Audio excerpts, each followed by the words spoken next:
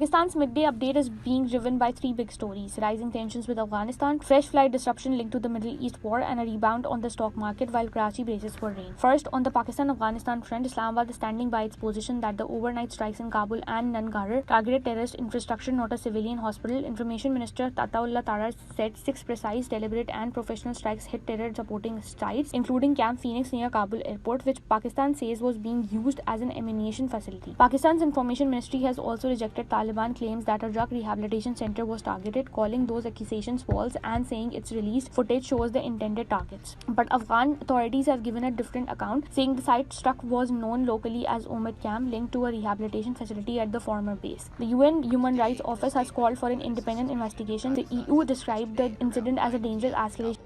Today, in a statement, the UN Assistance Mission in Afghanistan said that yesterday at around 9 p.m. in Kabul, an airstrike carried out by Pakistani military forces impacted the Omid Addiction Treatment Hospital, a healthcare facility for the treatment of drug-addicted individuals, dozens of whom were reportedly killed and injured.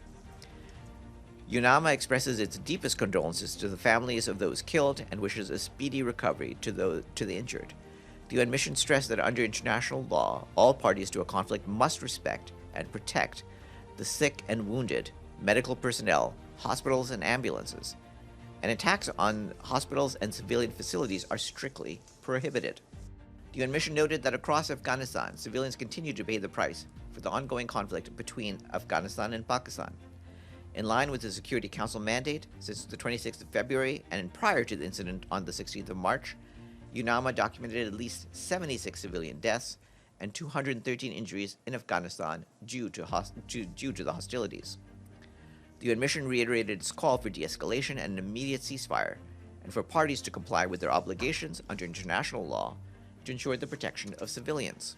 China has again urged both sides to return to dialogue and a ceasefire. 阿富汗和巴基斯坦是搬不走的邻居，对话谈判是解决两国间问题的唯一有效途径。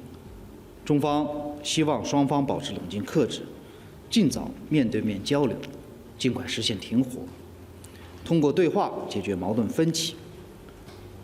中方已敦促阿巴两国确保中方的人员、项目和机构安全，将继续通过自身的渠道为缓局降温、两国改善关系发挥建设性作用。